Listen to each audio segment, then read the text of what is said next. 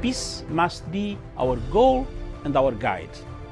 And all that we strive for as a human family, dignity and hope, progress and prosperity, depends on peace. But peace depends on us.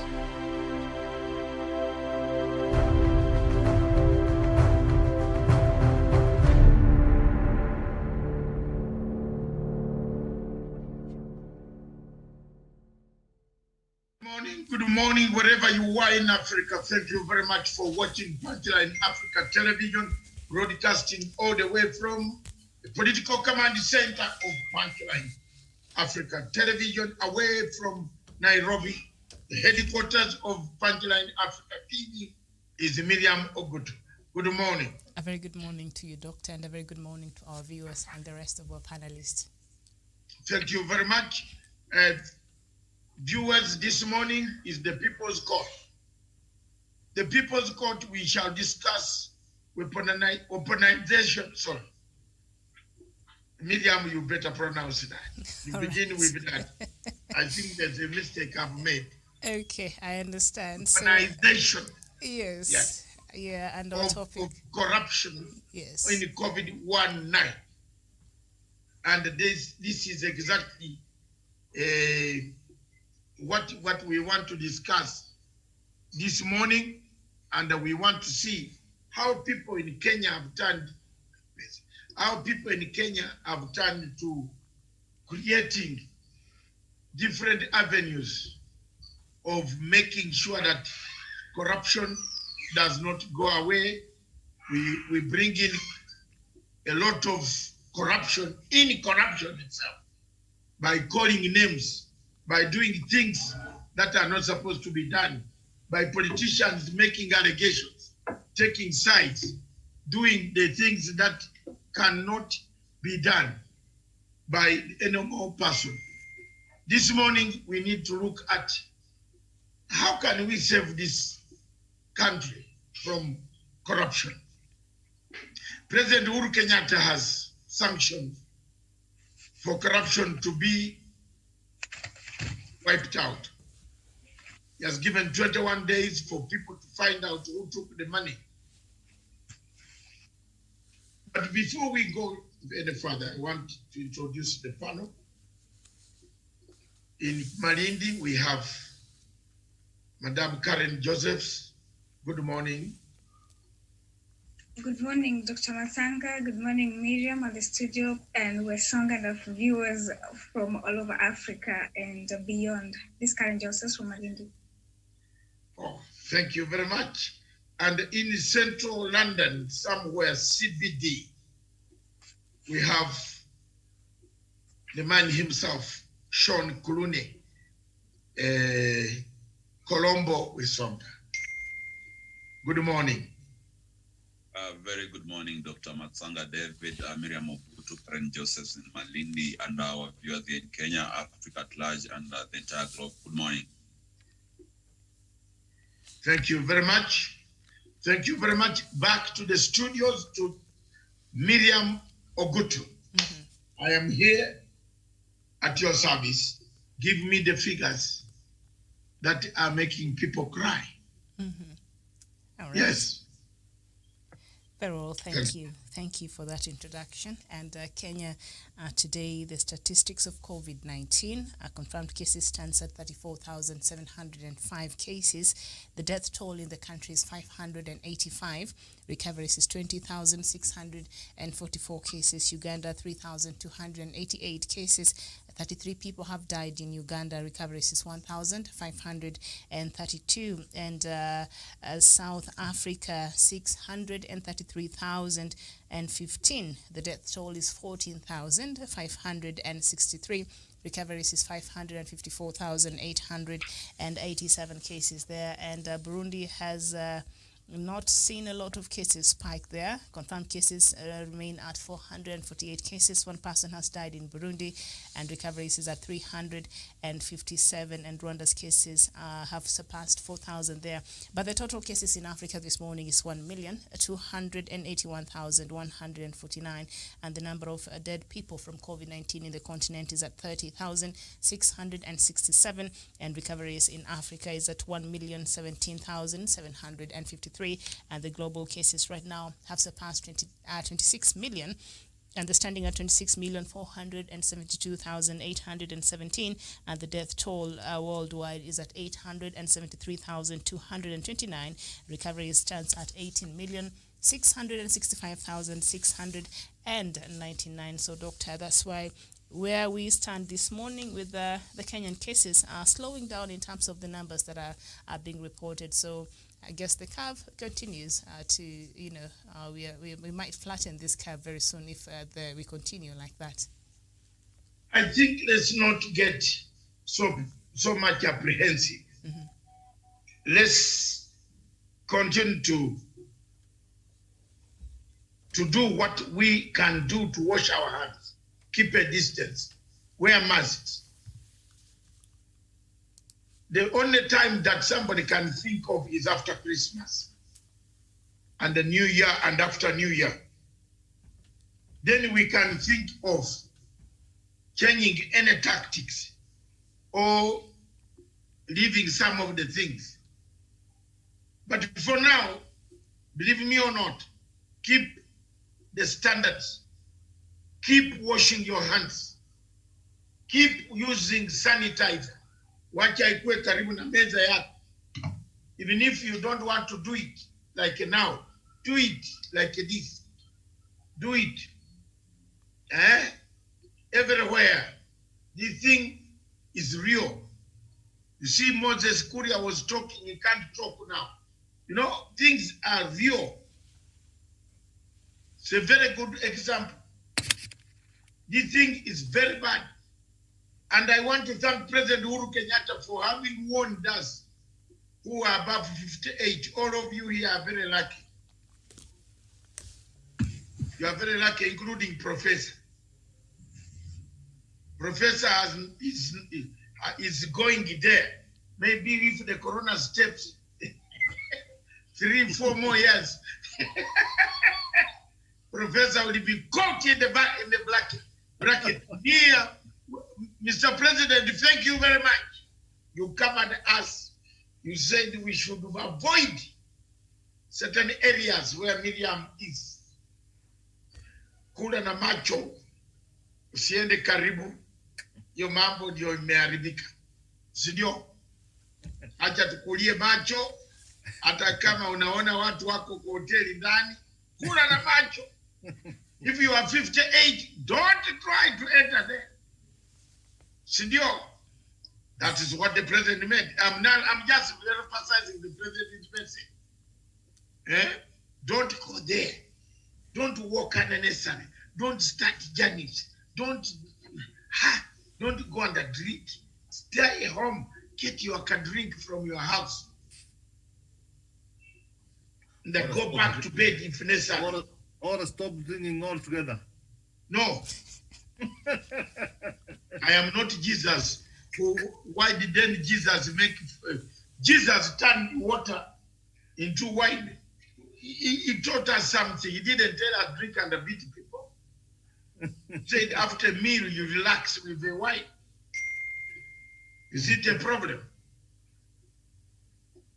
Even those who, you see, if you don't drink alcohol, you steal.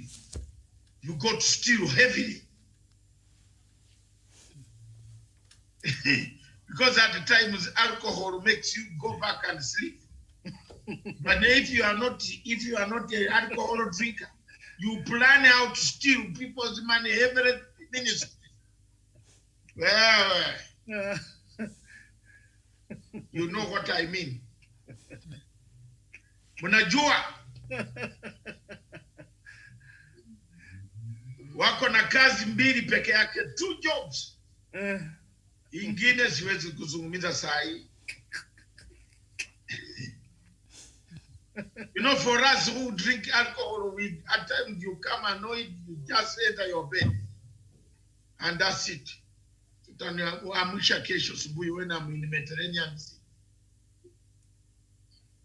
Lakini hawa watu wenye kunywa pombe hao. They plan how to steal. Yes.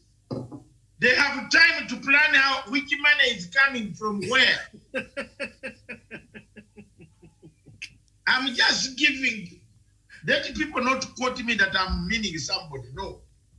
Because these days in Kenya, we fear to talk about the word theft. If you talk about the word theft in Kenya, they think you are talking about the deputy president. Maybe Obado. So, I mean, what maybe Obado. I say? Saying, yeah, either you're talking about the DP or Obado or YT2 Yes. or somebody else. No. I don't know.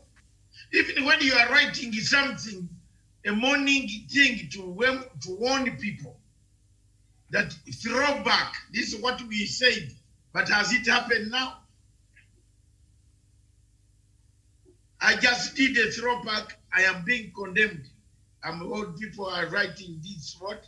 Some of them who are seeing it, they think I did not do it. Now they say they have been telling lies. Say, kumbe this man said this thing. I want to thank my IT specialist, new man on the block. Just do the things. Very many of them, it will shame people. Tutashame hawa.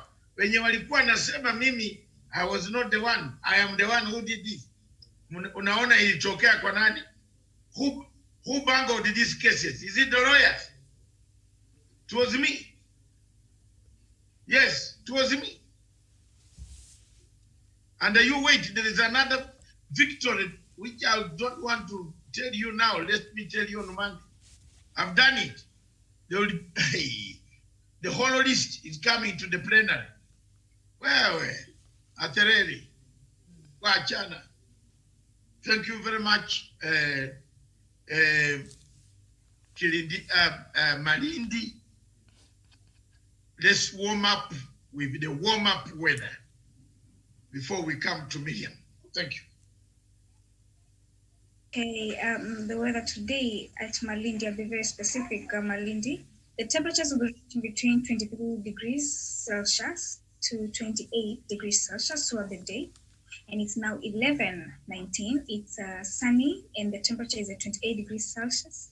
It will remain 6 degrees Celsius and the sun here will be setting at around 6:20 and it will be at 26 degrees Celsius. At 7 p.m. it should be clear and the temperature will be at 25 degrees Celsius. That's the weather for today from Malindi. Back to you, Dr. Matsanga. Thank you very much. Back to Miriam. Take us through the papers now. All right, thank you there. And yeah, enjoy your warm weather there, Karen, but also Nairobi's kind of warm today, so it's a good thing. Thank you so much. The front pages. I'm ready for Nairobi weather. Karen, what do you think? Yes, I can see. I wish I was near there, killing Malindi. You're welcome. Unfortunately, uncoordinated travel movements. I'm stuck in Nairobi. All right, so on the front pages of the Standard newspaper this morning, showdown over Obado ouster plot, impeachment clash, threats and coercion, claims raise fears of violence as Raila party insists on kicking out Migori Ghana from office, but county boss and his allies fight back.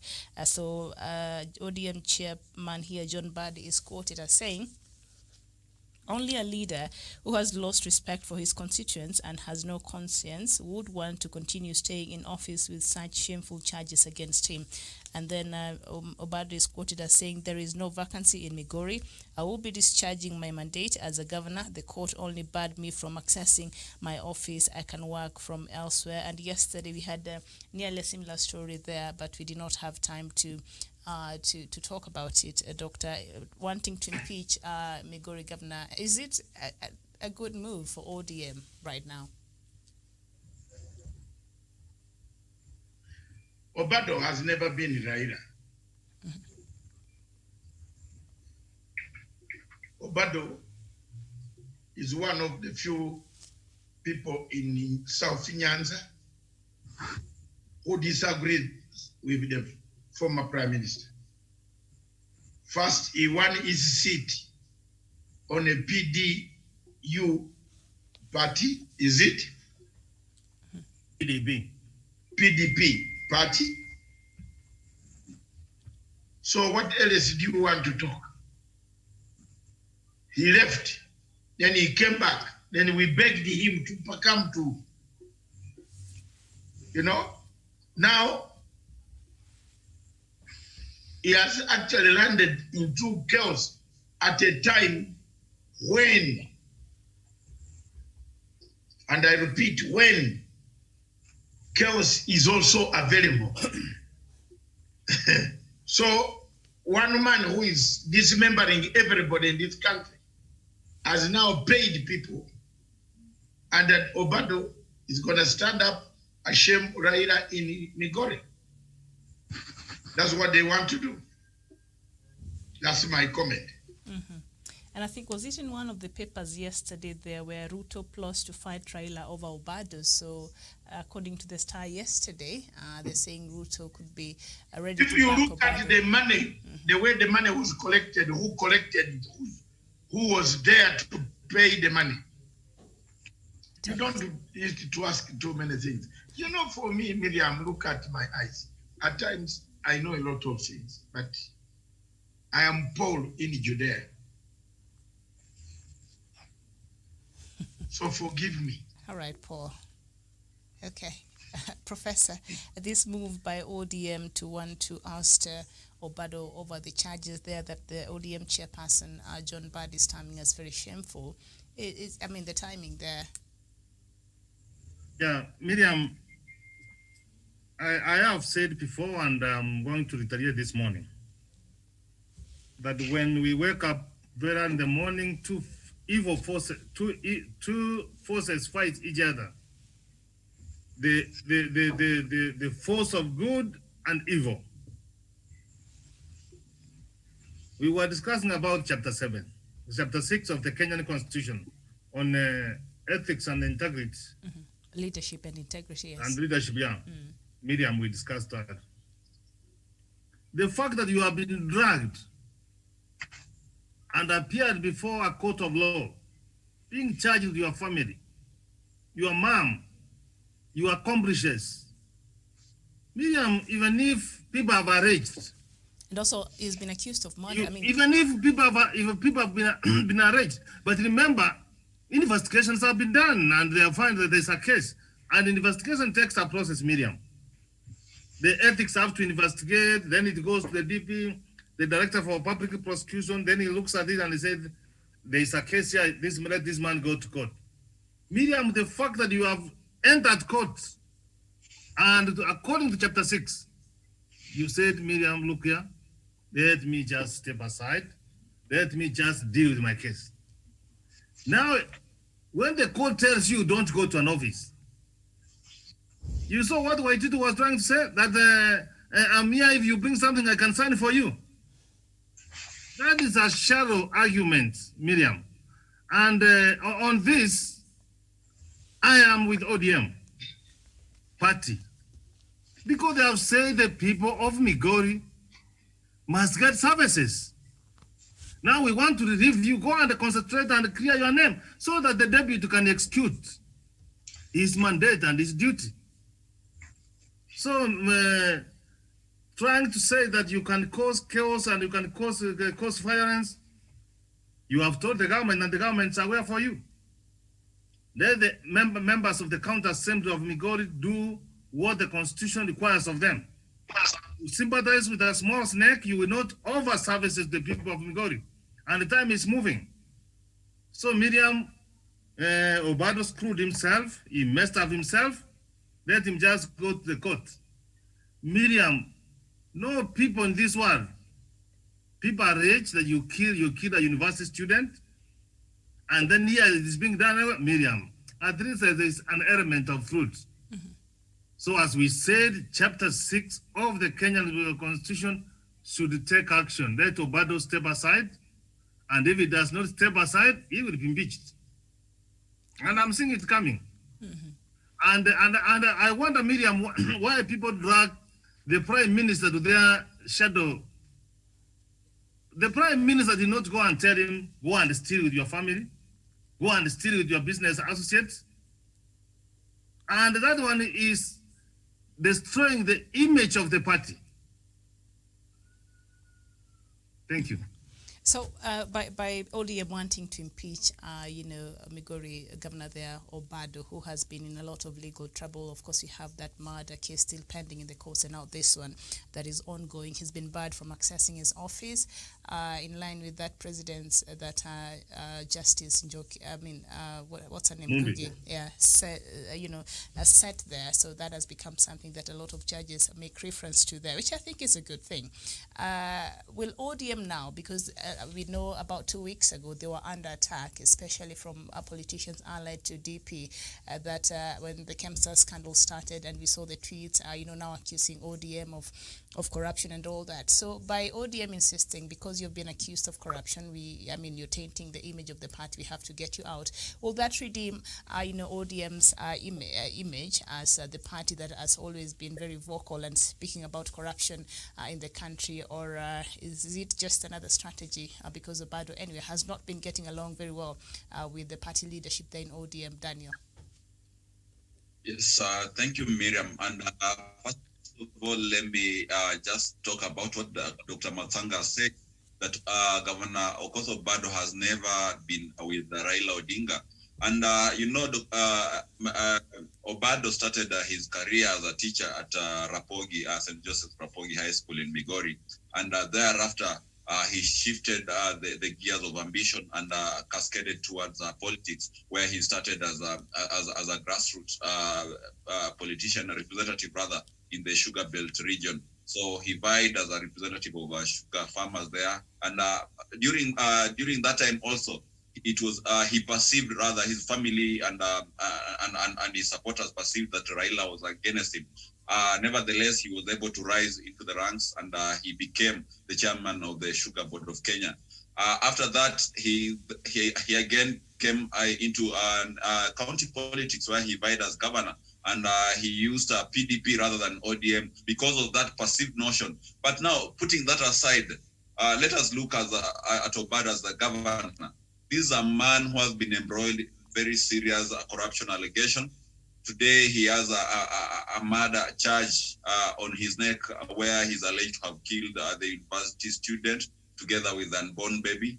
And this is a case in the court of law. So this, looking at chapter 6 of our constitution, it really rips him off of his reputation, his credibility as a leader. And there's no point where he can be able to shift these blames to someone else. And as Professor said, as it happened to Ferdinand Waititu in Kiambu, so should it happen to Governor Okoth Obado of Migori. Because in fighting corruption, we have to set a precedence where there's no sacred cow here in the country, Miriam. And for us to fight successfully and win the war against corruption, we have to make it quite impersonal. We have to make it objective rather than to appear as if it's a witch hand only meant to pursue certain kind of individuals. And also, we have to empower our investigative agencies. We have to make sure that the DPP also is empowered, so that we support the expedition in bringing these suspects to book. But we cannot be having a scenario where the DPP and the DCI investigate a matter, bring them in court to be charged, but the political parties do not support the agenda. So I truly concur with Professor Jared Onyari. I truly concur with Dr. Matsanga that this is a very good position ODM is taking to set up precedents that corruption cannot be tolerated at any level of leadership. But what we see right now, even on the ground, I've been following whatever is happening there, and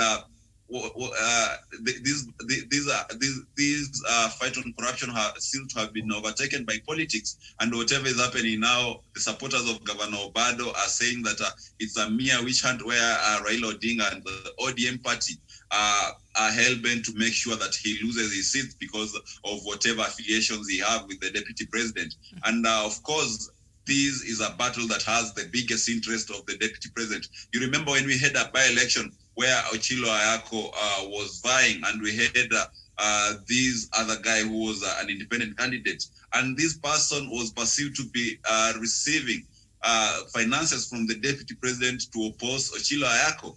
And today now, when we have the scenario where Opado's impeachment is imminent, it has been rumored that already the deputy president has prepared a platform to battle it out with the former prime minister, and even the MCAs of ODM have been bribed by the deputy president to ensure that the motion of impeachment against Governor Opado does not see the light of the day. And such is the scenario now. A genuine fight against corruption has been turned into a political contest, and I think it's very unfortunate, Miriam. Mm-hmm. And speaking of which, we saw even former governor of Kiambu, Waititu, Nairobi governor, and others politicians who have been in trouble with the law, especially in regarding to corruption. They've always gone to the DP. It has been perceived that they go to the DP side, and he is able to shield them. A few of the times he's come out and made comments in support of these people, and calling it political hunt or whatever it is. So in this case, also now we see this here at play. Quite interesting. But Karen, all these things that looms on Opado's head, a lot of these legal troubles, is it too much of a burden that might even hinder his efficient delivery of services and taking on his responsibilities as the Migori governor? Wouldn't it be prudent for perhaps Opado to just step aside? Like, who even talks about Waititu anymore? Unless you're making reference of him. So once he's able to go through the cases and clear his name, he can always come back and run, because if the people loved him then, they will love him again, even if he comes back again. So would it be, if you were to look at the Kenyan constitution and what it says about leadership and integrity, just to step aside and to allow the rule of law to take place, and when he's cleared, he can come back and run and the people will still vote him again, out of just, what is right? Is it too much of a burden for him right now, Karen? Yes, it is, Miriam. Having a case in court concerning the university student, I think the fact that having such a case is a good reason to even ruin your reputation should give him enough headache, and he should just step aside and concentrate on what he has to do right now. Let the court clear him of all these charges. If he's found not guilty, then he can easily, get back. I don't know what is so hard in doing that, because you cannot have all these burdens on your shoulders and then you still want to be there. And also it will not be proper, because we've had Waititu's case and we see how it went on. So we cannot I'll call it favor him. Yeah, we cannot favor him, because the other people have followed suit, so why shouldn't he? And I think it's based on the leadership and integrity chapter in our constitution. It's time for him to just go, because his integrity here is let me say painted already. So we are looking for leaders whom will not question, will not because the way it is, we even have, it was written in some newspaper that apart from those cases that we know, he has 50 others that have not been taken to court. What? So you can see to which extent, this whole burden is on him. But then he's still there. So based on the constitution, I think it's good. It's just right. It's just proper for him to just step aside and be done with this whole stuff before he gets back to office. Just because the rest have gone through the same thing, so he's not an exception. All right, thank you so much. Miriam, yes. I want to correct this point. Go ahead. About the ODM and the Prime Minister being accused that is doing double standards. Mm-hmm. Miriam, what the Prime Minister said on the KEMSA, he said that investigations and the audit be done. Mm-hmm. In the case of Opado, investigations have been done, and he has been found that he can be charged in court. And the court has issued a directive, an order, don't go to your office. And the party is trying to say now, how will the people of Migori be served? Because the government of Migori is under ODM. So what we need to do is not the party to do the work, the work of the MCS of Migori. They have called the MCS and have told them, go and do their work. Right? Whether they decide to impeach him or not impeach him, the party has pronounced itself on what needs to be done. So that there is no double standards. Even the one they are talking about Waiguru. Waiguru, there were no investigations which were being done. That's why the Senate said, go and for further investigation. That's why you can see now anti-corruption. They are investigating Waiguru. So Miriam, let us be a country which believes in the rule of law. Let us not try to say that you talk about Waititu. Waititu has been charged in court, and there is that order which has been issued. Even the same to Governor Songo. Governor Songo, you see, the MCS wanted to impeach him. But remember, in Nairobi, we are in Catch 22. We don't have a deputy governor. So it could have brought a lot of course. No, you have also to see how politics also works. So Miriam, on that one, what I need to do that let them spare the prime minister and not to drag him. The one who is becoming the road of corruption, it can be seen. Even a kindergarten kid will see. Why is so and so if someone has been accused like this one? Why can't everyone carry his own cross and clear himself before a court of law, Miriam? Okay, very well. And speaking about corruption, wow, on the Standard newspaper up there, it says KEMSA bosses expose their dirt. COVID billions probe under pressure. Agencies, board and management engage in a dramatic blame game over alleged procurement irregularities in House probe. And yesterday I was watching that news piece there, and apparently Manjari even bypassed the procurement, set guidelines in KEMSA, and went ahead and also bypassed the PS, bypassed the health ministry, and went straight to the ministry of finance there. So I mean, this is becoming more and more apparent, and I think we said it yesterday and the other day. There is no way KEMSA boss will get an escape from this. He has to take responsibility along with perhaps other people also after the investigations are complete. Doctor. Okay, Dr. Sonda, I can take it. Yes, go ahead. Yeah, Lilian, let me have this to say. What the members of the National Assembly doing, the Committee on Health, and what the Senate is trying to do, let me tell you, Miriam, even that CEO is going to escape. Do you know why? They could have left for proper investigation to be done. You saw he said in the Senate that the PS and the CS called him and told him, you do this. Yesterday, before the National Assembly Committee on Health, he said the CS and the PS did not call him. So Miriam, which one do we now believe? Do we believe the one for the Senate, or do we believe the one for the Assembly? And remember, Miriam, let me tell you, I'm not trying to support corruption. People may ask for me. Miriam, we were in a pandemic.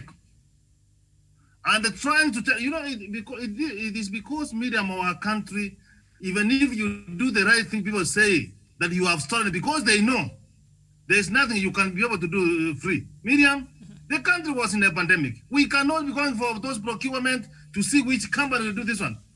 You use, Miriam, in management, this is what you call, you are paid and you will suffer for the decisions you take. So Miriam, what will only save this one? Can we allow investigation to be done? Let this CEO tell us why he had to bypass, he has to do this. Is when you can do this one. But now, I see this, he has said this one in the Senate, he has said this one before Parliament, he's going to see this one. That's why the Prime Minister says, can't we have special audit? Because it will reveal, he will ask a question. And if we found that he has involved himself with corruption, he will be charged before the court of law. That is what our civil society, Miriam, does. Let us not take our civil servant, people who are working for this country, who mean well for this country, and then we start stoning. Do you know what will happen tomorrow? Daniel tomorrow is going to be a CEO, and it's going to be very instant to take a decision. And we are in a disaster. So I totally agree for those people of the school of thought that let us allow investigation to come out. In fact, this guy is already suspended. He's already sinking. He's not himself. He can say anything. And it's not helping us, Miriam. All right, very well. The disease of anosognosia. I don't know what, you don't waste much time. Thank you, Professor. I was listening to you while that disease is there, lack of insight. You saw the guy yesterday, even telling us that he went ahead and even bypassed the cabinet. Yes. Bypass all regulations. You know, this is Muizi, a thief who comes, you give him the watch, he says, I'm not interested in the watch. After he has collected everything, then he said, what about you? I'll kill you. He kills you. Dr. Joanna is a girl. Majari. Doctor, Joanna is a girl. He's Jonah. He looks like a girl. Don't be shady. Yesterday, he talks like a girl. Didn't you see that? Stop. That is sexist. I will not take that, doctor. No, a man, where do they get this bullshit and bring them to the universe to work in chemistry? Bullshit! These are very bad people. Thieves. Oh, and what? There are so many educated Kenyans here. Then we get this type of garbage. Garbage. Medium. Somebody who steals money when there is a Kenyan who wants to kill you if you don't give him 100 shillings on Kenyatta Avenue. And somebody steals money. Whom do you call it? It's bullshit. I'm sorry. I've used that language today on Friday. But I'm sorry, forgive me, and I'm not going to change my tongue. For me... So Friday is the day to speak in tongues. That's what you're saying. Oh, yeah, she goes deeper now. But thank you, Madam Teresa. Let me bring it back at the topic. Right. And so members of the Parliamentary Committee and the KEMSA Board, the Chair Kembi Gitura, watched in disbelief as the suspended CEO Jonah Manjari and Procurement Director Charles Juma, who is under probe by the Ethics and Anti-Corruption Commission, kept blaming each other. Gitura revealed that the board did not approve the management's decision to overshoot their budget of 4.7 billion Kenya shillings to 7.6 billion Kenya shillings they incurred in the questionable procurement there. And I don't know, I still want to know where... Can I come in immediately? Yes. Me, I am interested in arresting the man in the Ministry of Treasury. We need to know who this person is at the Yes. National Treasury. Major Twalib. I'm your fellow comrade, veteran. Go for the man in the Ministry of Finance.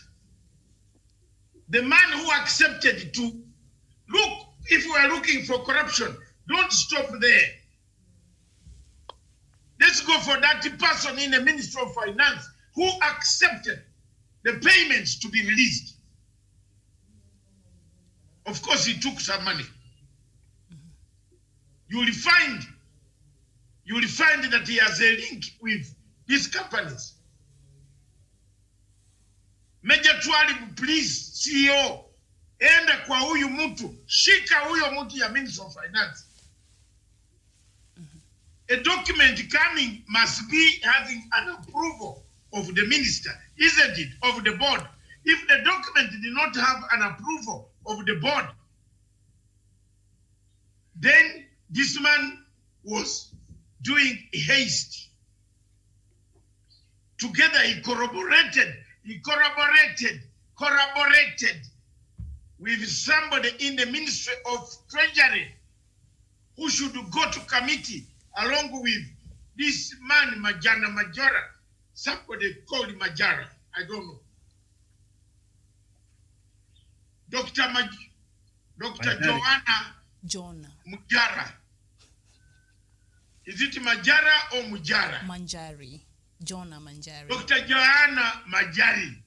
Majani. John is a girl. But, doctor, what I've been trying to find out ever since, this information has been coming out, I remember initially when this scandal broke out, Raila Odinga was really dragged into this, and ODM and the opposition and all that. But until now, maybe it will come out later in the investigations, but I've not seen where, they have been mentioned in particularly, Professor. So what are we missing here?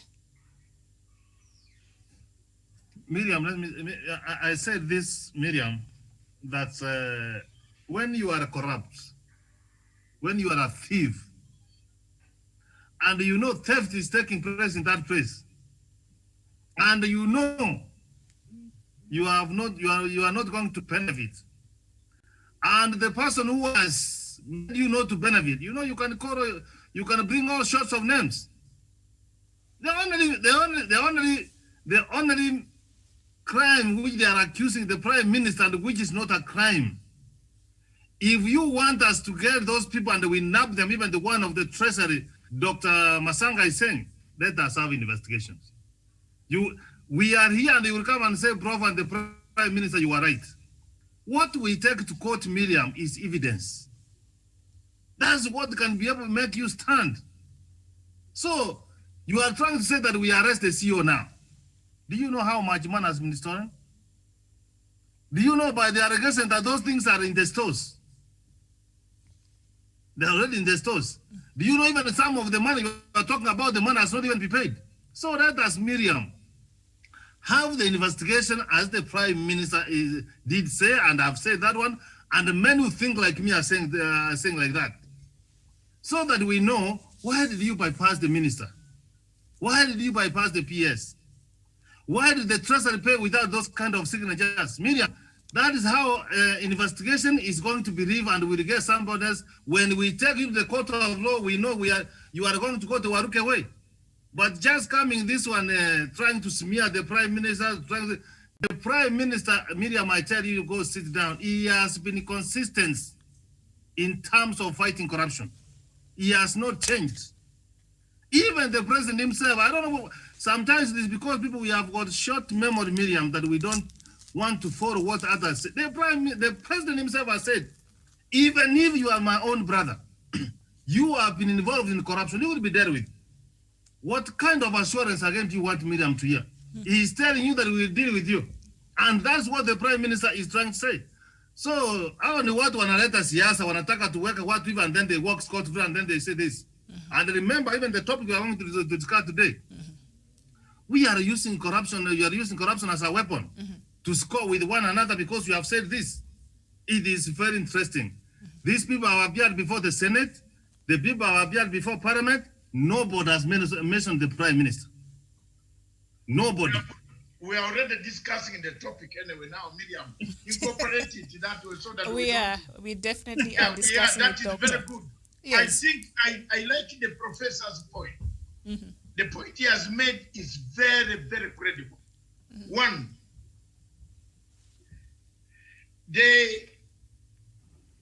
you are corrupt, then you corrupt another corrupt person to corrupt a person. Start again. I missed that. Oh my God. Let's go. You are corrupt. Then you corrupt a person to corrupt another person. Then corrupt the entire system. This means all of you are corrupt. That is weaponizing. Yes. I've not looked at the dictionary so far. That is your version of weaponizing of corruption, Doctor. Before No, you get not the version, yes. Miriam. No, you have broken it down for us in a simple way. We're able to understand it better. Home, east, west. That's you use the same word. The weapon is corruption. Yes. Majara, Munjara, or whatever you call him, that stupid man. Manjari. Manjari. What? I don't. The name. You know, I don't deal with thieves. I destroy thieves. If I had the power here, I would do what was happening in Singapore. Choma mtu bullet. Haki ya Mungu. Mnaiba pesa ya serikali. Watu wako na njaa. You can't walk on Kenyatta Avenue. Matanga, you can't get out of the car. Ana mtu anakuona na weight hii kubwa hii. And watu 12 wanakusimamisha. By the time you reach GPO, over 20 people have asked you for some money. Some of them well dressed in suits. Miriam, I'm not lying. Now I know why the MPs in Kenya walk with guns and the bodyguards. Or tinted cars, car windows. Or tinted cars. I can now understand why they cannot walk in the streets of Nairobi free like Matanga does. Times are tough, yes. By the time you leave New Stanley, the watchman there, oh, daktari, another one, doctor, the other doctor, oh, daktari tulikuona, oh, daktari tulikuona kwa TV, oh, my dear friend, you have now, then you have one Manjari, Dr. Manjari stealing, conniving to steal, buying things, even going to, surely going to influence a treasury official. Mama Katonda wangu. Mama, my mother. How a treasury official to release another not 1 million, billions without the ministry? Then I think, to me, there is one thing I have seen. If you have not dealt with mafia, I think President Uhuru Kenyatta, if he still maintains this cabinet, let him tell them to go and study mafia first before he appointed as a minister. Study the tactics, the structure of mafia. In fact, I can give free lessons of mafiadom. You saw Mutahi Kagwe cried. Maybe these guys came in his office and showed him 10 AK-47. All of them knew. You know, when wanakuonesha michana namna hivi, you can't even call the police.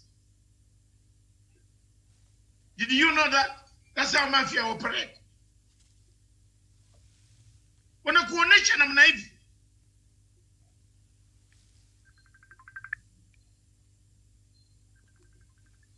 Unaona?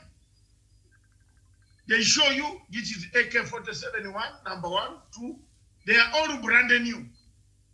Then they tell you, minister, which one do you want you to be killed with? William and Wesonga and my sister Karen and William and Karen. Kama unaona, sikia, unaona hizi mpya zote, wanakuambia choose which one. That's mafia. Maybe, you know, and Kagwe, Mutahi Kagwe is not a military man like Matanga.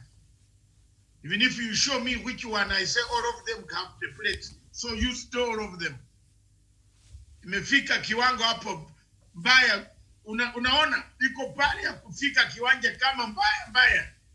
And you know very well that in the heart you are planning. Should you grab one of them? Then in, out, in, Krisha, all of them, they will be down. They want to shoot you.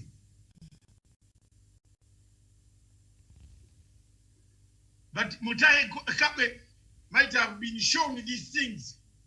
And they started going to the toilet 200 times. That's when he came back and said, they are mafia up here. It's a Friday, have sense of humor. All right, and Doctor, while you have... So I am just appealing to President Uhuru Kenyatta. Yes. We have been doing very serious things this week, Your Excellency. us a bit to laugh.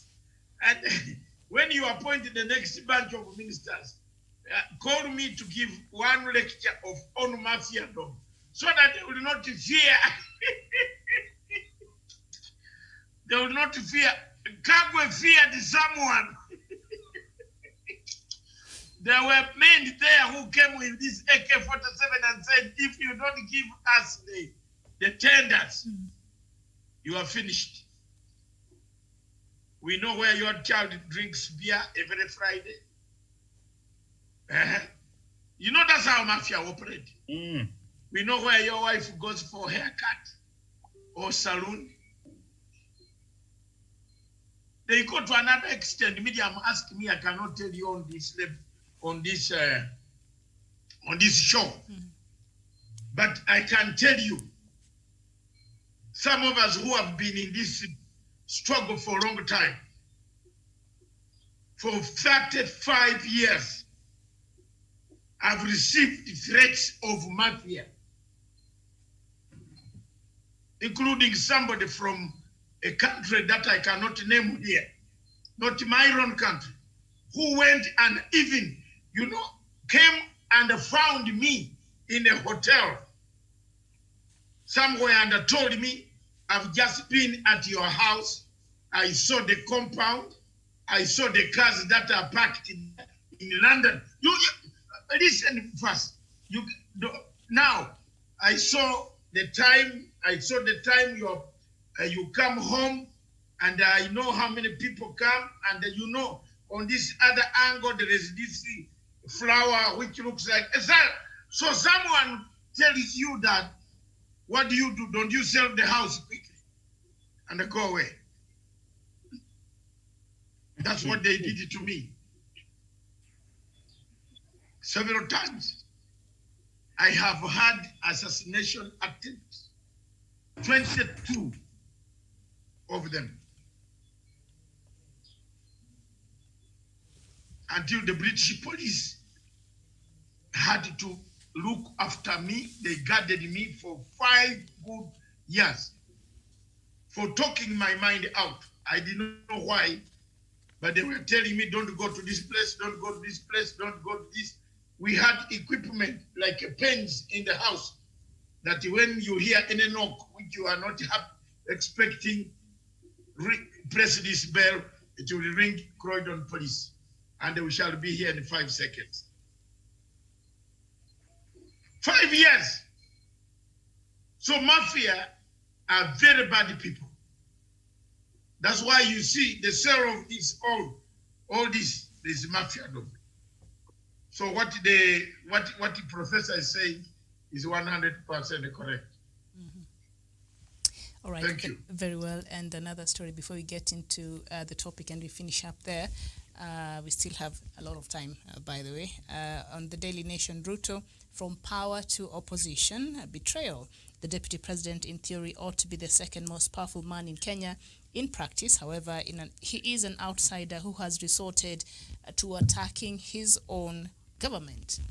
I think that caption there is quite interesting. He's an outsider now who has resorted into attacking his own government, Daniel. That headline there. Yes, and Miriam, it's very interesting for the deputy president of government to speak in terms and the tone on which with which William Ruto usually speaks with. And I remember the other day, Dr. Matsanga said that before the gods kill a man in a society, in the African society, they first make him proud, arrogant, then they alienate him from his people and then chop off his head. And that is the systemic journey that William Ruto has been undergoing. He has been, first of all, very arrogant, even to his own president. He never heeded to the call of the president to cede from taking early campaigns, 2022 campaigns, and concentrate on service delivery and the Big Four agenda. He has gone ahead now, as you can see, has been alienated from the people that he is perceived to have an authority over. He doesn't have power in his own office. And of course, we know the ultimate end is that his head is going to be chopped off. He's going to have a clout in the political sphere.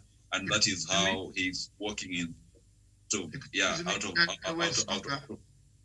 Songa politically chopped off. Yes, politically chopped off. That is what I mean. Yeah, mean that way. Yes. Yes, I've come to realize that they have always brought out some accusation, but we mean critically. That is how it goes, and in fact, now emphasize it. Re-emphasize it. Yes. Yes. Because just to keep it. I am sorry to come in medium. You have to check some of these things. If you say chopped off, people could think we don't have bangers and a shocker to chop off. It is political chopping off. All right. Political chop wood. All right. Finish up your thoughts, Daniel. Thank you, Dr. And to our viewers, we mean that the axe is falling, and on the political chalkboard, the head there is for William Ruto. So we don't mean anything malicious or maybe intend to insinuate anything. We just mean political in terms of political influence and clout and power. So that is what is happening.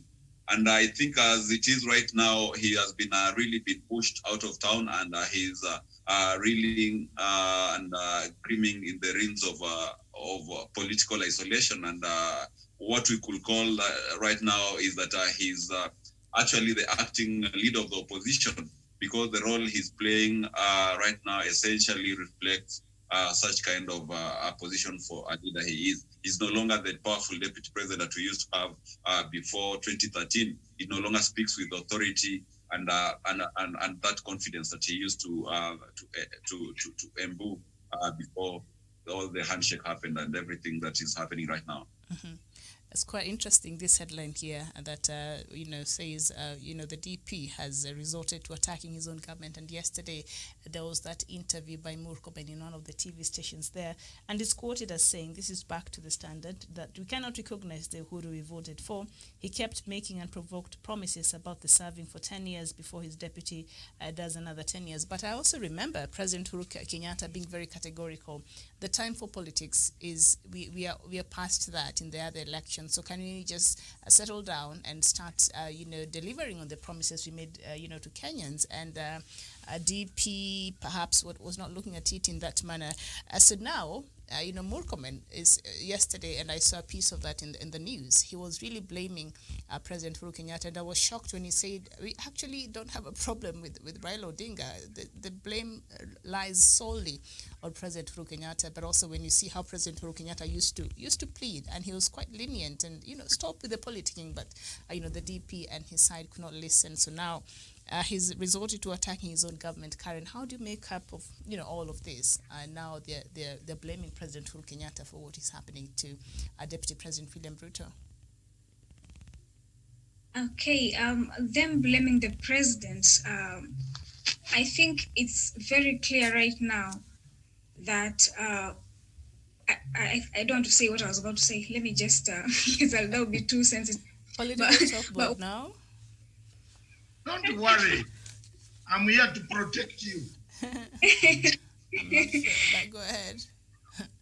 It's very clear to us that we have, like I said some time back, we have these two kind of leaders in the country right now. We have a leader who is so focused on delivering services to the people of Kenya, and we have this other leader who is so impatient. He just wants to, it's about the election. It's about the election. And by doing that, he's proving to us that he's not working together with the president, because I am thinking of us doing A, but you're thinking of doing Z. So we're not headed the same direction. And it doesn't give a good picture. Like I said sometime before, if we look at Moi, he was very, very loyal to Jomo Kenyatta. If we look at Moi Kibaki, he was such a disciple. There's this respect. Let me not say respect, but there's this the way you view your boss, the kind of respect. There's this distance. You respect him. There's something that you will not do anything to make him to show him like he's just a bad person, you are ready to work with him. So what is happening right now, it's proving to us that we have two kind of leaders, one who is focused so much on delivering the public, and one who is so much into the elections. And it's not the president's fault, like you just told me, they're blaming the president. It's not his fault, but it's the level of impatience that is causing all of this. The level of impatience is just so high that you forget that it's about the people. It's just about me. It's my interest, not these other people. So that is what was bringing the whole commotion right now, the blame game and all of that. But it's them to change. It's them to know that it's not time for politics, but it's time to deliver. When it's meant for you, it will just be yours. You do not have to go around pointing fingers. If you're meant to be the one, it won't escape you. That position will not just go away. So you need to be patient and learn to have that level of respect when it comes to your boss. Working with him, I do not have to show it to the people, because now it's just so open that these people are not together. Everybody, they're not working together, Miriam. Mm-hmm. All right, very well. And before we finish up with the newspapers, the Standard newspaper, the Star newspaper, EACC summons Murathe over Kemsa scandal, which I think it will be good for Murathe to go clear up all these, allegations that have been trying to be attached to his name, and he's come out even in the past interviews to try to clear the air. So I think it's a good thing, so that he's able to clear the air there at EACC. But what is interesting there, Doctor, on the Star newspaper on the side there, is DP allies say they will defend Ruto from Uhuru's abuse. So what they're saying is President Uhuru Kenyatta has been molesting his deputy. I think that is the words you would use there, Doctor. So they're saying they will defend him by all means necessary. We shall also defend Uhuru. We shall also defend President with Uhuru Muigai Kenyatta. Some of us have defended him for free. We shall increase free fuel in our bodies and defend him more. Yea, you touch him, as long as I'm alive, I will speak. Yea, I spoke 10 years ago. I spoke when I didn't know him. What will make me not speak now when I know him? Besonga, what? Tell me, Karen. 11 years ago, I did not know Uhuru Kenyatta. I had only traveled with him on a business class to London when he was going to investigate Githongo. We sat. I was coming all the way from Harare, and I joined a plane in Nairobi on the way to London, daytime. We sat on the same seat, we talked, we chatted. That's how I started knowing that he is the leader of opposition. Later on, 10 years, again, 9 years, 8 years passed. I found him. I did not know him. I don't know. I didn't even know whom I was defending. But I was defending an international position of crooks. International crooks, like Fatou Bensouda and Ocampo. I was defending the world against such idiots. So what will stop me from defending Uhuru Kenyatta today? If I defended him when I did not know him, how can I fail to defend him now that he is the president and you insult him? Leta matusi. Na sisi tuko na package walai. Tunachomana na package. Tena package yetu iko kali sana. I have already done it this morning on KBC. You heard it, Wesonga.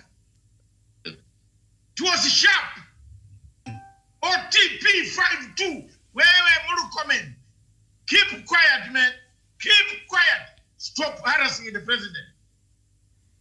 You even wrote a document to arrest Ruto. You, Murukomen. We haven't told everybody, every Kenyan your story.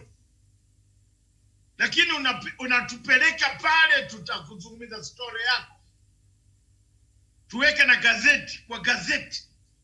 Wewe, aterere, Stop insulting the president. Wacha president afanye kazi yake. Wewe ulikuwa na kazi kwa Senate, ulishindwa. All right. So every crisis in Kenya, you are involved.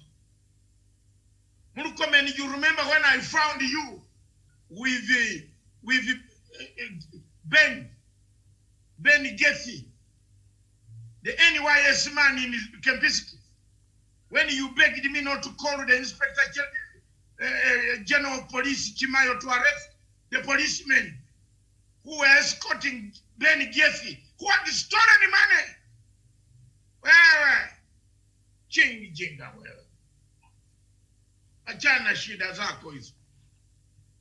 Just feed your children to grow. Wachana. Nyenye mnaanza kwa Uhuru na sisi tutaanza. Don't think Uhuru has no friends. Uhuru's friends are very many.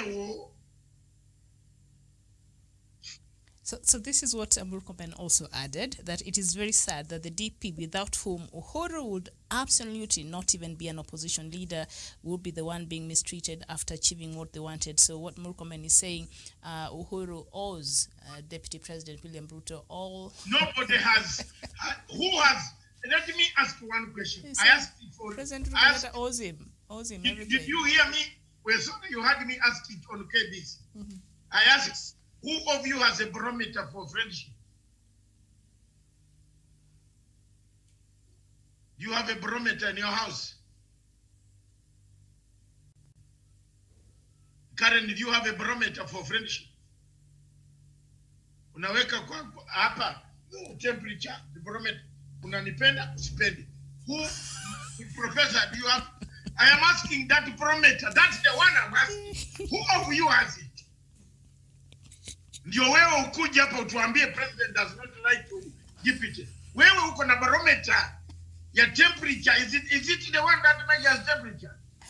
Hiyo naona temperature, naona friend. Ingine naona no.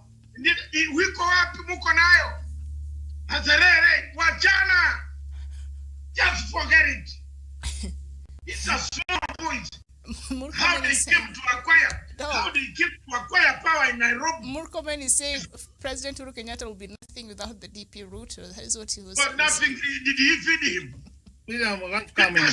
Does he feed President Uhuru Kenyatta? Huyu mtu hata barabara kuenda kwake hakuna. He doesn't even have a toilet. Murkomen has no toilet in Erengai Market. Anaenda kwa bush. Kwenda. Yenye watu kwenda. Don't try Uhuru when I'm hearing. Even if I'm in London, I hear like this. I will be on anything I will be on you know what? These boys have not seen the other side of me. Not yet. Don't try to insult President Uhuru in my presence. Go and hide in the toilet. Even if we are drinking beer, go to the toilet, then insult him there. But when I'm hearing, italipa uonde. Italipa hoteli, nikwambie utoke. How can he hide in a toilet that it doesn't have? But let's leave that alone. So there's a very interesting... No, it's to drink your urine, drink the beer, but don't insult Uhuru Kenyatta when I'm hearing. Okay. So for me, that is it. What will you do? With my body size, what will you do? You better come nicely. I am a trained commando. Trained even to fight without a gun. Don't come closer. So if he comes like a mafia, what will happen? It doesn't matter. Those are the ones that I finish in minutes. All right. So Akabando gave a very interesting response to this interview that Murkomen did on Citizen Television on Wednesday. Ina Hassan, he cannot defend himself because he's respecting himself. Otherwise, some people will not be talking in this country. He's being presidential, which I think he's being presidential. Is a good thing. Ina Hassan, that's what I mean. I'm not saying the president cannot defend himself.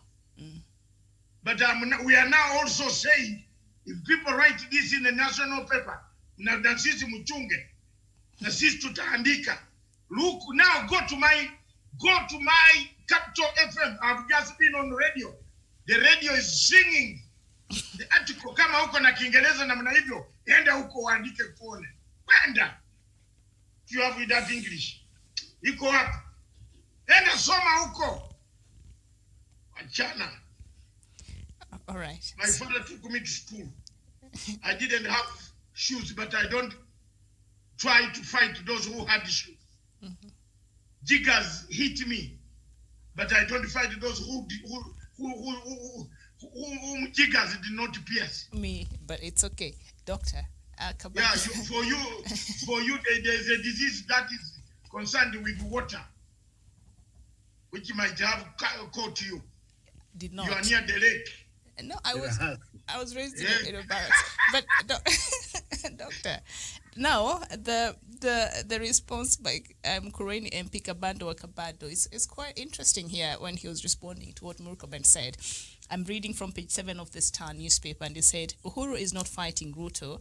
It is the circumstances of inherent contradictions in the formation of Uhuruto that have ripened, Kabando said. And then he continues, he said the Jubilee marriage was crafted to repulse ICC fabrications and the Kalenjin Kikuyu hatred, and in the process realize Uhuru's goal to be president and Ruto quest for number 2. It is good for the country that Uhuruto is falling. It was an unholy alliance from the very, very start. So what I understand Kureni MP here, Kabando saying is that after they realized, because the common goal of fighting these ICC fabrications there, after that they realized, perhaps President Uhuru Kenyatta realized in terms of what they believed and what they really wanted to do as politicians, they were not seeing it from the same level. So has Kabando hit that nail on the head there? Let me not miss this point. Please do, and then Professor will come in and Karen and yes. Professor will definitely is my brother.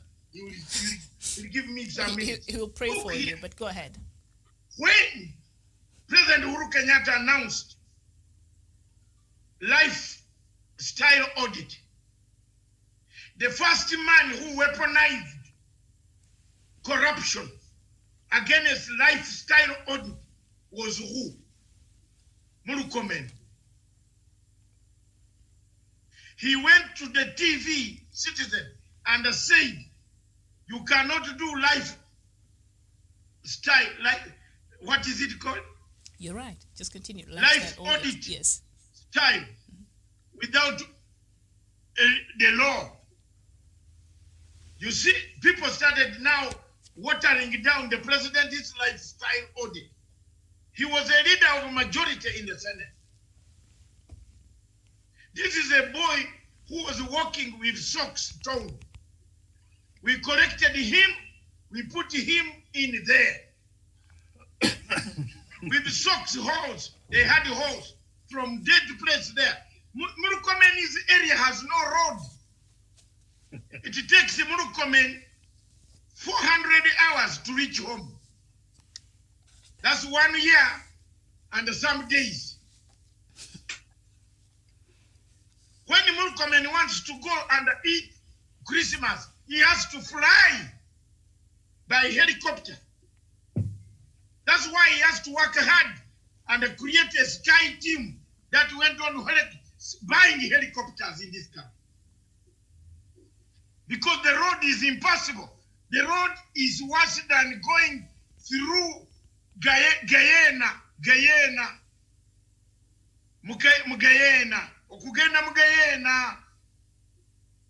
which is hell. In Ugandans call hell Guyana. Okay. I don't know what you call it in your language, in Ibusia, Funyula, and whatever the coast. I don't know. So, Murkomen, Kindiki, these are boys who operated using the name of the president. They went around saying the president has sent us for money. Didn't you see the sky rocket something? Sky team. They stole everybody's money. Let Murkomen say he did not steal my money. then I will come crying. He has never seen me cry. I will cry until he just drops down. Murkomen is worth your tears. Well, I will cry for him to shake him to my friend. Okay. I lost money. Don't tell me to tell you here. They used my name to eat money, those two men. But God, it is like, these people are like a Fatou Bensouda. You know these ones. Yeah, no wonder they behave exactly like a Fatou Bensouda. You know Murkomen went to Reinberger and they said, I have evidence that Ruto did this and that and that and that. Wache tumwanike nje. Azungumiza na wale watu wana evidence, lakini mimi David Matanga evidence ya ICC niko nayo. Kama anasema she didn't do that, in fact if I know it's me more, I will publish it. Muwache. Kama unaanza kuzungumza juu ya president, be careful. There are so many things that we can analyze politically that can create havoc, a volcano. So muende pole pole. Life audit was weaponized, it collapsed. NYS was weaponized, it collapsed. NYS 2 was weaponized, it collapsed. Emerald and Kemerol. That one, I'm going to Europe next week. On Saturday, the flight will be jetting out. I am going to look for that Italian. Itamshika pale unajua. I will go and get that Italian, the full address. I need him to bring Kenya money here. I use my contacts in Italian intelligence. Lazima walete pesa hizo. Leo wacha niwaambie wazi mjue. Nyanya terere. We shall get that money back here. That man has not died of corona. He's in Italy of Emerald and Kemerol money. Who bought the saucepans? Who bought the blankets? Who bought the catenary? Whose hotel was going to have bed sheets? Are people in Erengoya Marakwet using bed sheets? Or they sleep on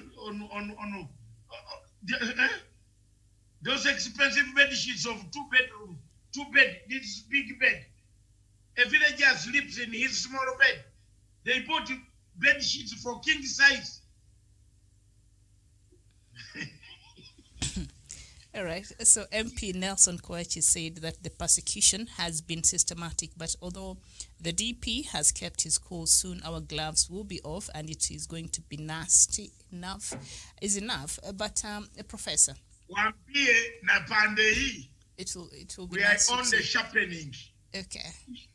We are on the sharpening. Pande hii tuna sharpen. Tulikuwa tunangojea. We have been restrained by good manners. All right. So Professor. Yes, walete kwa Facebook wako wapi? Si ndio wametoroka? Wesonge Mairo, am I lying? Wametoroka. There is one girl of mine called Njoki. Anawamaliza anasema, so what? You don't even weigh me. You can't buy my bra. What can you say? Will you repeat such a person? All right, When a lady tells you you can't afford my bra, mister, you run. It's a very big shame for a man not to afford a bra for the lady. Okay. Mm-hmm. So, Professor, what next time ladies on the shop, there are some men who are cheap. Oh, you see what? Tell him, my friend, my father can buy me. We are not looking. We are not looking. But yes, Professor, what Kabando here said, I think that perhaps it's carrying a lot of weight and might explain a lot of these things that we've been seeing unravel in the Jubilee Party, is that the Jubilee marriage was crafted to repass the ICC fabrications, which I think Kenyans perhaps understand a bit of that, and the Kalenjin Kikuyu hatred, and in the process realize Uhuru's goal to be president and Ruto quest for number 2. And then he says that it is good for the country that Uhuru is falling. It was a very unholy alliance from the very start. Is this the truth that we've not been trying to call out as it is? Thank you. Miriam, thank you for that good question.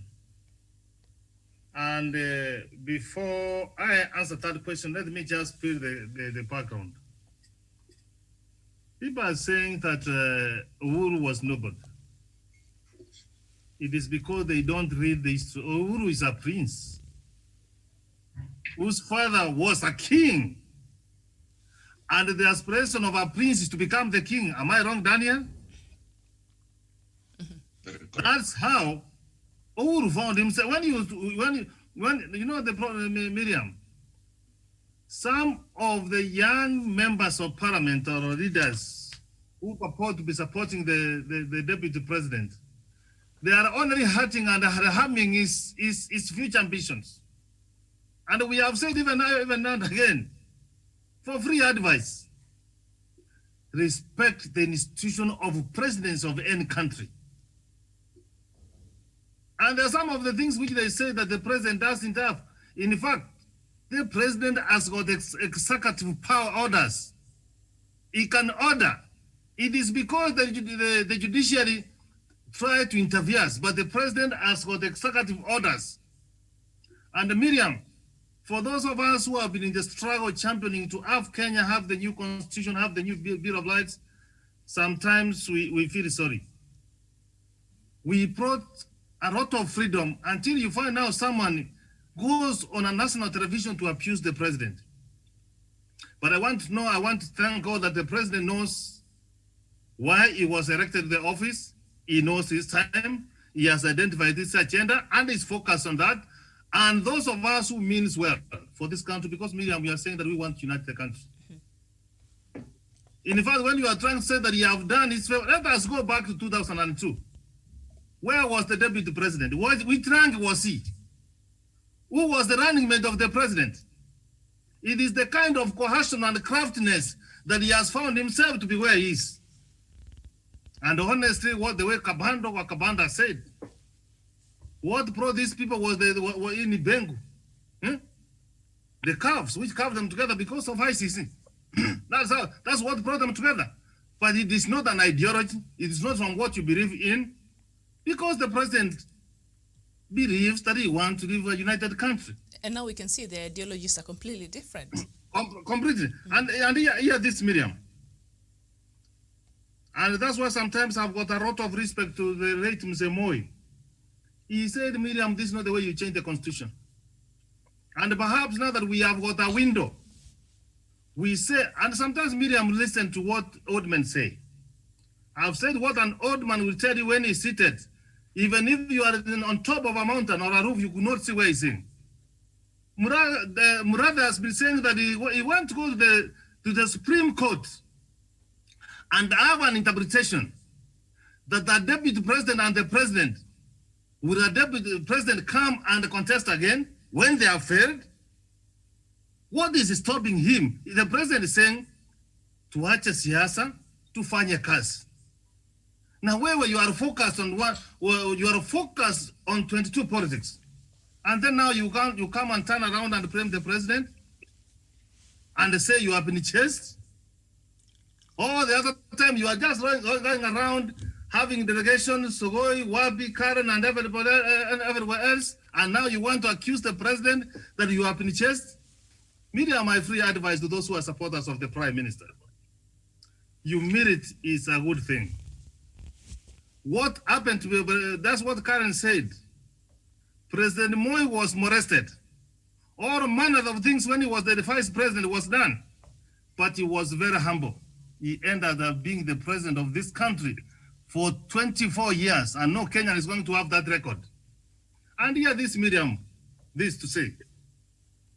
The likes of Murkomen, you were given a prestigious position of being the leader of the majority in the Senate, and you used that position to enrich yourself. And you see, you were walking around crafting all the deals. Miriam, what you can see from these people is anger. Now that they are not in government, they don't have any position. They cannot get tenders. They cannot get involved in themselves in corruption. Let them just wait 2022. They make their government. If God is going to help them, but God forbid, that's the only way to do. For the remaining 2 years, allow the president and the prime minister to build a united country. That was an marriage. It was not supposed to be attainable. And Miriam, maybe we go further to scrutinize. Let Dr. Masanga tell you. If it is him who punctured that case, this man would be spending a life sentence in jail. I'm telling you the truth.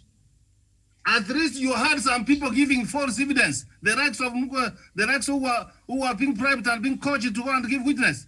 So Miriam, let us respect each other. We have got a country to unite. Respect the institution of the president. Even if you don't like him, he's having less than 24 months, and he will go home. And you will get an opportunity to rule, to govern better than him. But to say that you are doing a favor to the president, you tell yourself a lie. Even when you cry yourself, and before you were wearing shoes, the president was already wearing shoes. He was wearing shoes and sleeps with shoes. Before you go to shoes, and before where Songa comes in, it is very clear now that His Excellency group and the side of Tanga Tanga was interested in corruption. When the corruption ended, they waged a war. Yes. Nyanya mnagopa kusema hii kitu. They waged a war. Haven't you seen? I have warned you here on this television station that comparative politics, compensational, the politics of compensation. I teach political science. Look at me. When you see a student say, but sir, you allowed him to come in and you did not want, that is a very dangerous student. He's gonna kill people in the class. If he's from one country which has links with terrorism, you watch him. I am also a security officer. So such people in the train, you see, as he goes down to pick something, you also go down to think you are picking your book. Kumbe, you are seeing what is picking down. As he does opens the window, you also open the window. If you are a very senior officer in the Metropolitan Police in London or any system, there are so many good signs that can lead you to a culprit. So we saw these signs. If somebody says that I did not have shoes, but there was a man called Butter something, Owino. Was it Owino? Shoemaker. Yeah, but Owino's shop in Eldoret. Onyango. Unaona? Huyo mtu, unajua huyu mtu, even if you have a son, you people who are producing now, and if you see your son or your daughter, anaanza kupenda dress, oh, this lady has worn a very nice dress. Unajua huyo sasa, kwa nyumba sasa, mama, this one, what will I live on planet Earth? Whoa! I like this. Unajua huyo mtu atamuiba. He's soon going, if he gets a gun, he can go and slaughter people to get the money. That's why it is very important for people of Kenya to know that all these guys speaking on the other side, their work was not to bring emotion in the parliament. Their work was to find deals and I alert the mafia boss in Sicily. Hello? There is tender number 200-2345-26/12. It is coming. 20 Chinese are on the way. They will come, Your Excellency. Give me accommodation to meet you tomorrow. 10 minutes only. Wow, wow. Sikia simu za hawa watu. Hello. This is Friday. Don't be gloomy, you people. Hello. Yes, bring them. I'm not going for lunch. Bring them up here. You find the people lining up in Intercontinental. Unasema wanaenda wapi? Wakunywe hata chai. They go, then they even leave a bill to Matanga who has not. Hello, bring them. Now they can come. You see people, when I capture koti, upesi, wanakimbia nje. Wanasema, where are they going? Deal. Now, there are no more deals. All right, very well. And that's why we have the quarrel. Weaponization of corruption. Of corruption in the to fight corrupt against COVID-19 in the country. No, weaponization of corruption to corrupt a corrupted item which is already corrupted and taken. Okay. That is weaponization. Yeah. You buy land of a hotel, you build a hotel, you bought land which is weaponized. If you look correct, you know it is not yours, then you put up a hotel, then you want you to be compensated for the weaponized weapon of weapons of weaponized corruption. This is a weekend. Thank you very much. All right, thank you so much, Dr. Daniel. This statement by Kabando is quite profound if you just take a minute and just think about it quietly there. He said it is good for the country that Uhuru is falling. Yes, I would really like to put an angle on it. It's not good for the country that Uhuru is falling. Rather, it is good for the country that the root of factor, the factor that has been perpetuating corruption, the factor that has been perpetuating impunity, is getting its way out of the presidency. In that now President Uhuru Kenyatta will remain with a very sober, competent team of people that who are very much aligned to his agenda of leaving a legacy come 2022. And of course, Miriam, sometimes the political atmosphere of the day plays a very big role in the destinies of how politicians come up with the coalitions and different formations. And the Ruto formation is just such a classical example, because now with time it has come out clearly that between the two factions that came together to form Jubilee Party, one was a faction, as Professor Dr. Matsanga and Karen put it, was a faction which was so much determined to give prosperity to this country, to bring unity to this country. And the other one was so much hell-bent in committing abusive corruption, in engaging in underdealings that derail the growth of this economy.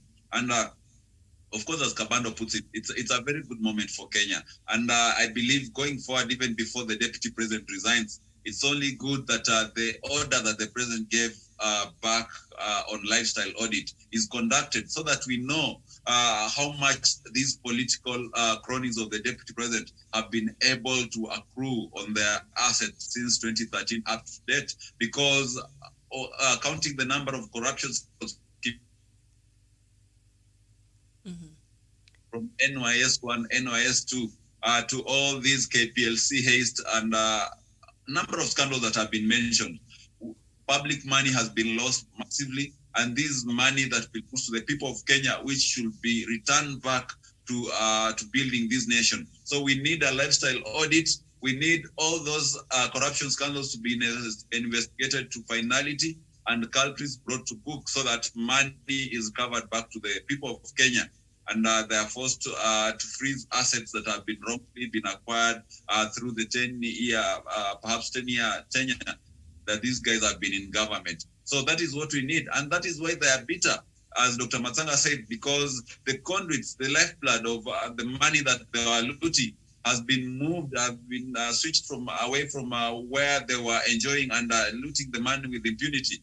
And there's a book called Who Moved My Cheese. I hope our viewers will be able to go and peruse it through and be able to know the kind of hard life these guys are going through. All of a sudden, whatever bread that they were eating without struggle has now been moved somewhere else, and they have to vent their frustration on the president. We should not allow that to happen, Miriam. We should support the president. We should support the former NASA leader Raila Odinga in fostering peace and prosperity for this country through the handshake. All right, very well, Karen. What do you make of those comments by Kureni Member of Parliament Kabando Wakabando?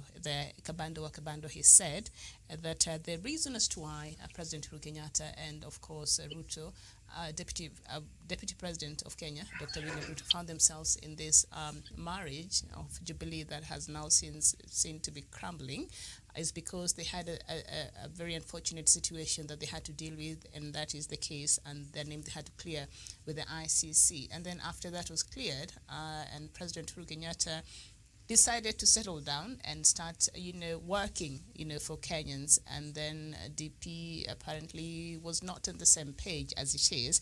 And so now they realize there's really nothing much holding them together. And so that's why, Kabando, they're saying it is a good thing that perhaps the Uhuruto alliance there is falling. It was unholy alliance from the very start. Quite interesting there. Yes, quite interesting. Okay, what's falling here, like Usonga said, not really falling, but what we're setting aside right now is anything that does not, is not supporting or is not working, to make sure that the president delivers. That is what we're setting aside. So that is generally, I think, what the writer meant. So whatever it is that is not supporting whoever it is that is not supporting the president should give way for somebody else who is in support of ensuring that the president leaves a legacy, takes the position. So in short, that is it. However, I feel like it's very open that this marriage is not working. It isn't. In fact, it has ended, and it's ending in a very messy kind of a way. So we are all seeing it ending. But then, what people should know is, it's not like we have anything against those who are not working with the president, but all we want to make sure that we're moving in the right direction with the right people, and that is the only way we're going to make to fulfill the Big Four agenda and leave a legacy. And we cannot move with people who do not have the same agenda that we do. So obviously we'll have to set them aside. So it's not really falling, but it's just setting them aside for us to work with those who are ready to work with the president. All right. But with everything else aside, we know corruption is a very serious problem in this country, and it's really, when you look at the statistics and how much it is taking even from our national budget, it is a no joke. So efforts to fight corruption should be encouraged by anybody who means well for this country. So what are really the dangers, Doctor, of weaponizing corruption in the fight, especially against COVID-19, as we have seen in the recent past here in the country? First of all, I want to make this point. There is no bad blood apart from the bad blood of corruption between president and deputy president. President Uhuru Kenyatta, as soon as he started fighting corruption, people started hating him. Wacha tumwage hii kitu ingie, watu wajue leo. His Excellency President Uhuru Kenyatta in 2013 to 2017, he gave these guys enough time. He was busy maintaining the Constitution of the Republic of Kenya. People were busy looting.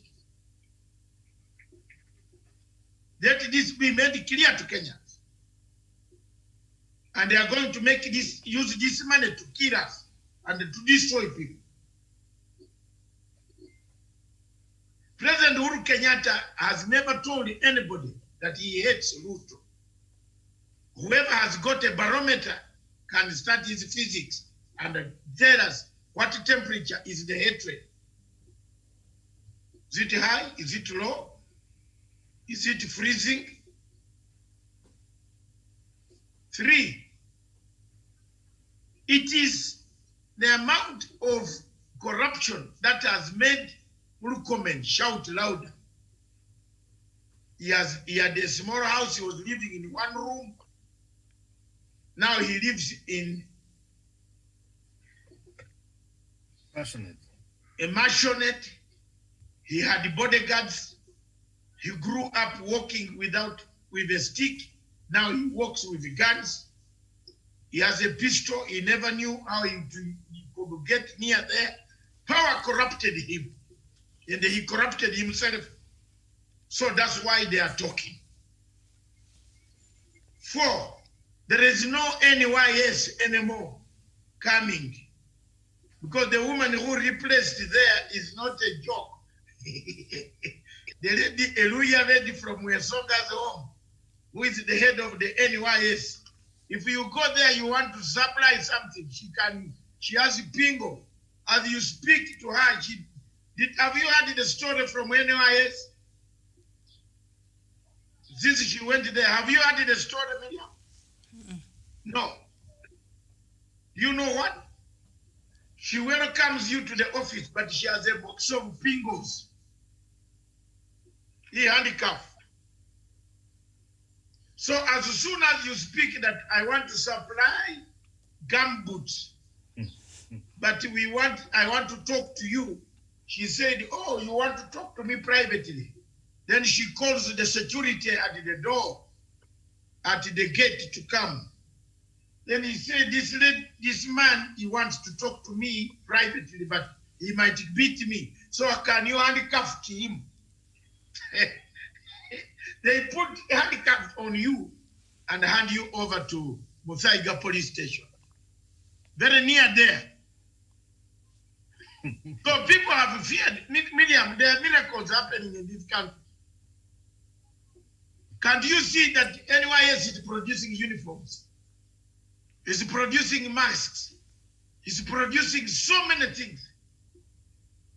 Because there is some sense of decorum where Murkomen cannot go. If Murkomen reaches NYS, tell Murkomen it is like telling Itumbi, let's go on a flight to head. Itumbi will jump out of Mediterranean Sea.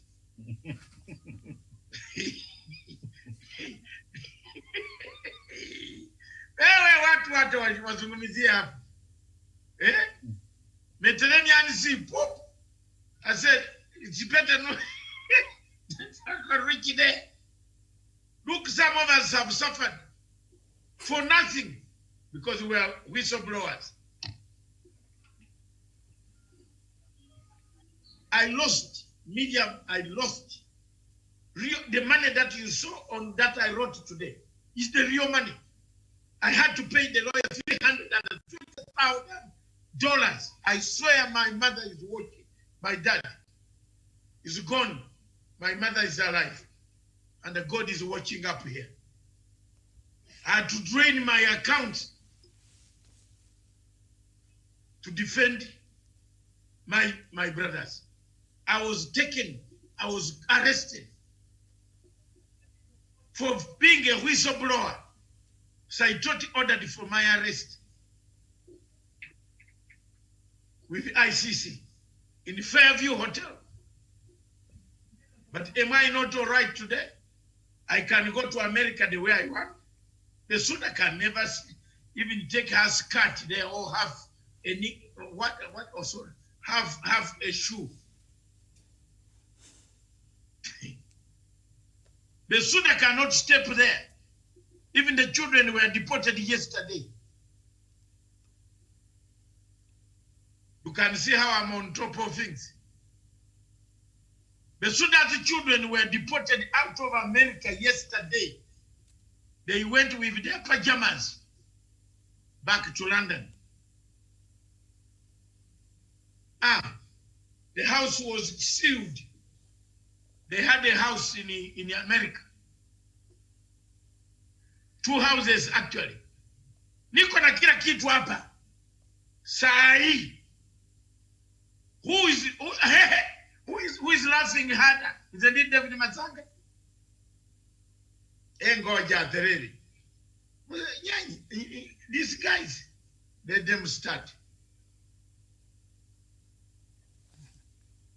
All right, Professor, the dangers of weaponizing, the fight against corruption, especially. I'm about to finish, then go. Yes. Unless we are about to, you want us to finish? Yes, we are concluding because we are approaching 1. So I just want to get the final thoughts. My conclusion is this. The point I wanted to make today for you is, once President Uhuru Kenyatta started being hard on corruption, he fell out with the deputy.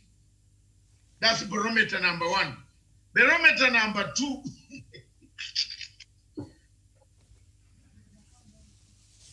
just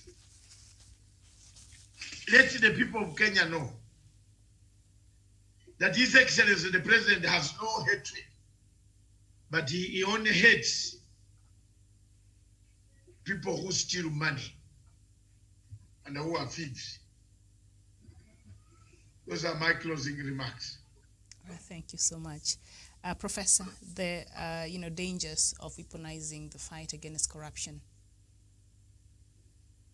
Miriam, you can cheat all people,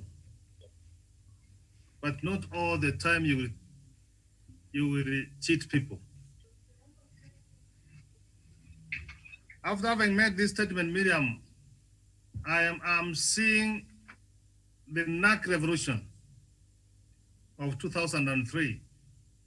The citizens of this country are going to be in charge and they are going to deal with people. I've read somewhere today in the social media that there are some members, I cannot remember, some constituents, they chased their member of parliament and they were almost lynching because he has embezzled COVID money. So to weaponization of corruption, Miriam, is very risky. And anybody can talk about anti-corruption. But you wonder, yesterday, they wrote the priests of corruption yesterday. What has happened today? That they have gone to the altar, they are the ones who are condemning corruption. If we go that way, Miriam, we lose the war of corruption. The Prime Minister and the President identified under PPI corruption as an item. Let us detest corruption. There are those who have gained from corruption. Go to ethics and anti-corruption Commission. The risk assessment, the risk where they can be able to return the money and return the money for the people of this country. The more you see the young people coming from school, not getting unemployment, becoming unemployed, people who have lost jobs during this COVID-19, and you are now bringing people and insulting the president, going to Migori, going to everywhere else to give people money. People are going to get annoyed and it may not be something good to unite this country. Miriam, that each and everyone, the way we talk about corruption, Miriam, corruption will kill a country. Corruption will destroy a country. So let us not be able that yesterday, yes, people get converted and if genuinely they are fighting corruption.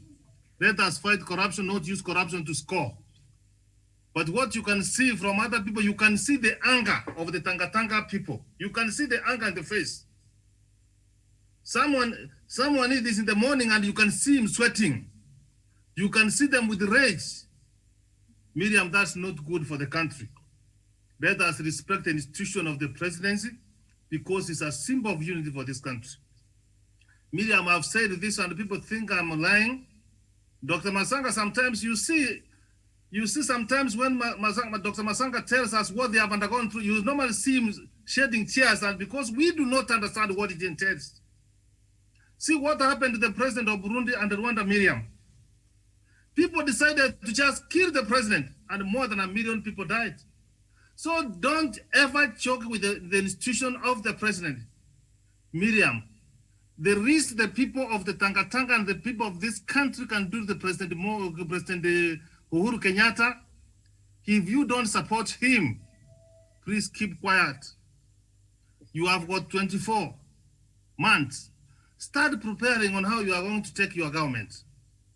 But those of us who believe in the president, Miriam, I've had an opportunity to walk out of this country, and I can see how the people tell that you people of Kenya, muko na bahati, you have got a president. Unaona vile anasalimiana na ngotana na wamama. People envy the people of this country, Miriam. And President Uhuru means well for this country. So for those who are now, and let me tell you, Miriam, those who think that they are a monopoly of violence, I am a peace and conflict expert. There is a time we can say now, you cannot push us that direction. We will defend President Uhuru Kenyatta up to the last man because he means well for this country and he wants to unite this country. So the rights of those people who are trying to threaten him, we will deal you with corruptions. And let me tell you, where is Waruka today? Where is he? He's rotting in jail, and others are following the people who have taken the money for the people of Kenya, Miriam. We will follow you. You will run, but you will not hide. Yes. So I have got a lot of hope in the young generation. They are watching. So tuheshimiane na tufanye kazi. Lete nchi pamoja ndio tusonge mbele, Miriam. Yes. Let us not weaponization corruption. You are not a monopoly. We know, Miriam, let me tell you, my friend. Hallelujah. All the money for this country people have taken. The way you are put, you think people we don't know? Why didn't people not make money before 2013? Yes. Why are the people not making money from 2017 because there is handshake? Yes. Hilo ulipeleka, rudishia wa Kenya. Yes. Na kama ulitoroka ukaevuka kidogo, kura pole pole. Don't stir the net. What is it called, Mr. Sean? Professor, thank you. The doc has decided No, to be a wait. hype man. That he has said something very good there. We have had enough. We also have problems of our own. But for you to get annoyed with us because you have rooted is not also very good. Leave us also to nurse our own problem. Well. Yes. The handshake is hated because it stopped corruption. Yes. Yeah. Wacha tuanze reggae. And nobody will stop reggae. Nobody. Wacha tuanze tuambiane ukweli. Corruption will stop as when handshake started, corruption is stopped. Hapo ndio watu walisema hii sasa mambo kisha. Okay. Daniel, So for us, our mission is not to demonize anybody. We don't have evidence to take you to jail, but we have God's evidence and the prayer that Mr. Obado prepare 1 billion shillings to give us. No, 1 billion. You know that the bail on this case for Obado, the fine either 67 days, years, or 1 billion. Have you calculated how the amount that they have taken is 300, is it? How many millions? 78 something. 70 what? How much was it? about 76 million. 7 million and 58 million. 70. 7 million. So if you are going to double, mpaka chini, upato wako kwa bilioni moja walai. There are 28 counts. The whole family will, the magistrate is going to go on them.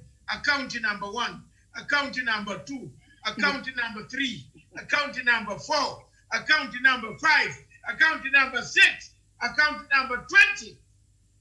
28. By the time they account 28 accounts, that is already half. All right. 500 million. They'll sell even their souls. It's very sad to go to prison with your children.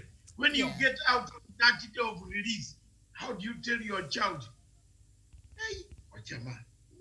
All right, very well. Daniel, the dangers of weaponizing the war against corruption as we conclude.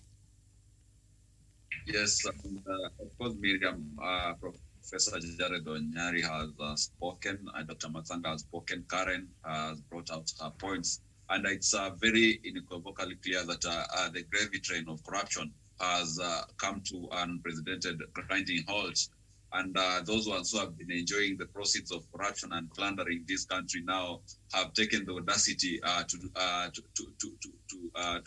to come in a position of trying to take us through a crash program on how to fight corruption, which is quite incredible, in my opinion. And I think these are the last people who can be able to tell or talk about corruption in this country. And as it is right now, I believe President Uhuru Kenyatta should now even more than never before tighten the noose on the war against corruption. These people need to be crushed. They need to be made to be compelled to bring back whatever they have stolen from this country. And as Professor and Dr. Mazanga said, in Obado's case, he should not perceive this nation as a country where you can commit any kind of crime. You can steal in public coffers and use threats and intimidation to get away with it. He shall pay the ultimate price. We believe that the judiciary is going to do Kenyans justice by handing over an equally hefty fines on the perpetrators of corruption, including Obado.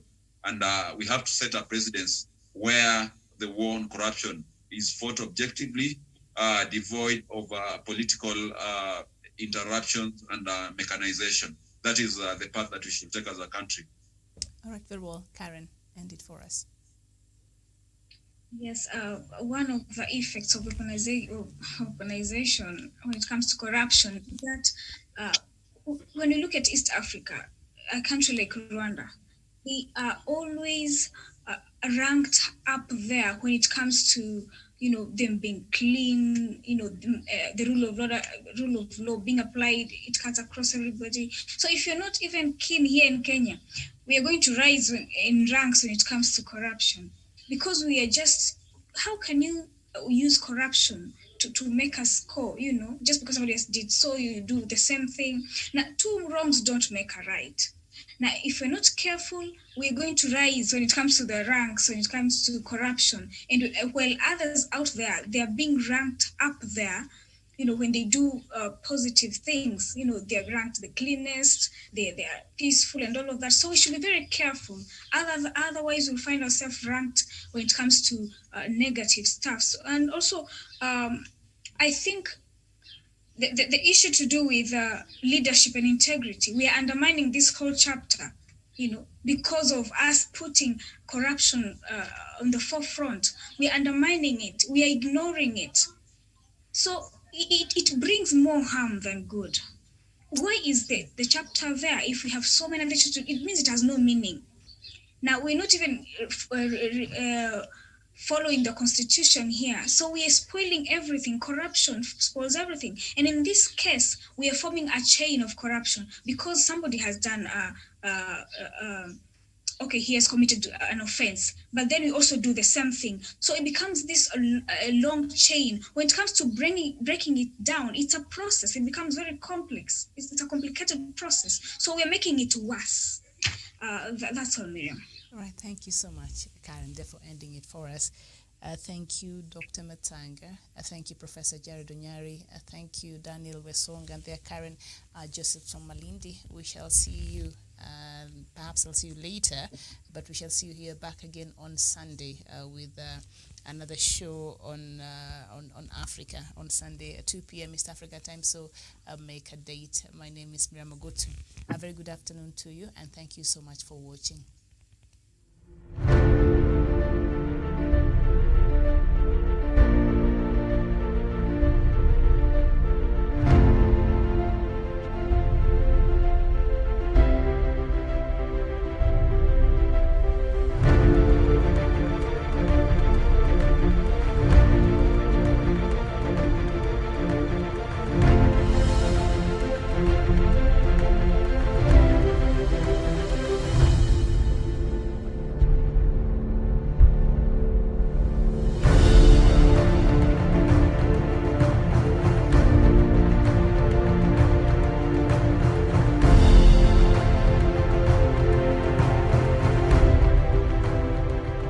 Peace must be our goal and our guide. And all that we strive for as a human family, dignity and hope, progress and prosperity, depends on peace. But peace depends on us.